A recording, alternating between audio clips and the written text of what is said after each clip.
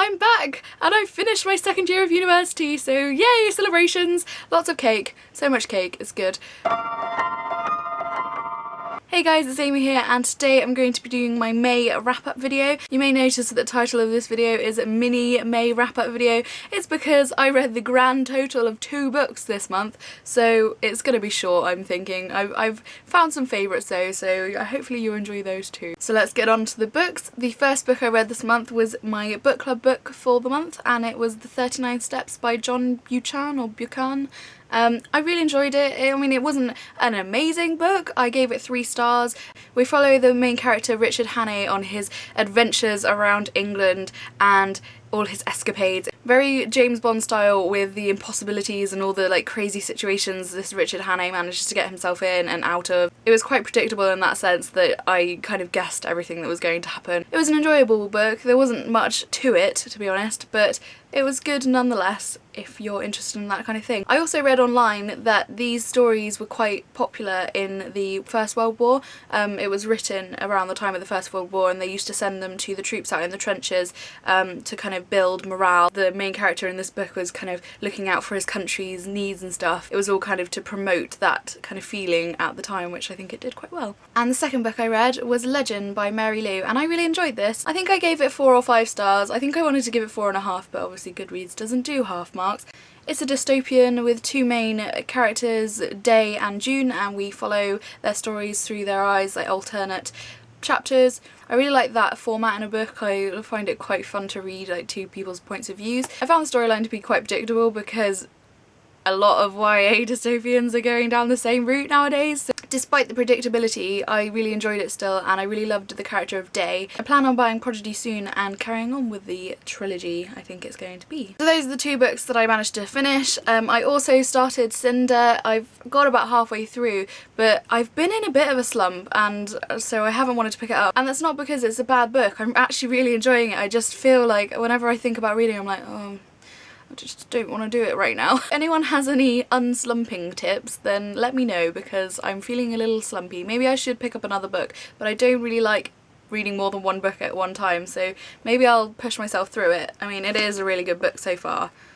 I don't know what's wrong with me. So those are all the books that I read this month and the books I half read this month. I have high hopes for June. We're gonna get a lot of reading done in June. So now on to my favourites of the month. My favourite music would have to be the soundtrack from The Great Gatsby film. I went to see the film and wow, like, oh, awesome, and the soundtrack is beautiful. Like the songs from Lana Del Rey and Florence and the Machine, and oh, I just love it so much, so good. And speaking of The Great Gatsby, my favourite films of the month, I've got 2 this month because I don't usually watch a lot of films, but obviously this month I've been in a bit of a film mood. First favourite film, obviously The Great Gatsby. I went to see it the other day at the cinema and it was amazing. I really enjoyed it. I read the books for my A-levels about 4 years ago, and it just brought all that like study that I'd done into the meanings and everything behind everything, and just made the film all the more enjoyable. My second favourite film is quite an old film in comparison. It's Fight Club, and somebody on my top 10 favourite films video suggested that I watch Fight Club, and it's always been a film that people have suggested to me, but I've never like had the chance to get it or watch it,